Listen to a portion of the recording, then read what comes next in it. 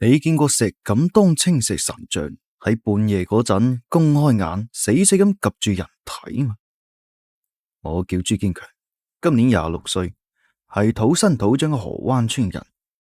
平時幫鄉里跑腿打雜，做啲體力功夫謀生。我個性格同我個名一樣咁硬頸，天生就膽大，一直都唔信老輩人傳落嚟嗰啲民俗講究，硬係覺得都係氹細路仔嘅迷信說辭。河灣村依山傍水而建，村口嘅三叉路口立住一尊石敢當。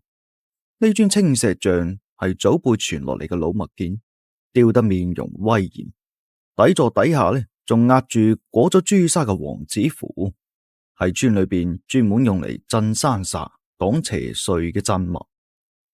老祖宗傳落死規矩嚟，石敢當只能誠心供奉，絕對唔可以移動佢，更加唔可以揩損佢。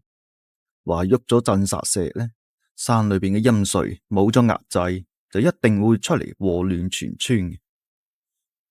喺前排，村裏邊拓寬土路，施工嘅鏟車唔小心就揩到石敢當，揩甩咗一小塊石皮。村長就嫌佢阻頭阻勢擋住條路，就索性嗌人就將佢移到咗側邊，就將道路修平整佢。我同我老死阿柱就俾嗌去幫手。阿柱啱走到近前就捉住我隻手向後拉，壓低把聲就勸：堅強，呢個石敢當千祈唔可以喐噶，啲老人話呢個係全村嘅鎮宅靠山嚟噶，移咗實定會出怪事，會惹禍上身噶。我就睄咗一眼嗰尊唔起眼嘅青石像，一面唔在乎咁擺手講：切，咪有嚿爛石頭啫嘛，邊度嚟嘅咁多講究啫？整路係為咗成條村嘅方便，移開呢個阻頭阻勢嘅嘢啫嘛，冇自己嚇自己好冇？阿柱依然唔肯，踎喺石敢當面前嘴裏邊不停咁吟住咩得罪莫怪、無心冇犯、求神像見諒之類嘅。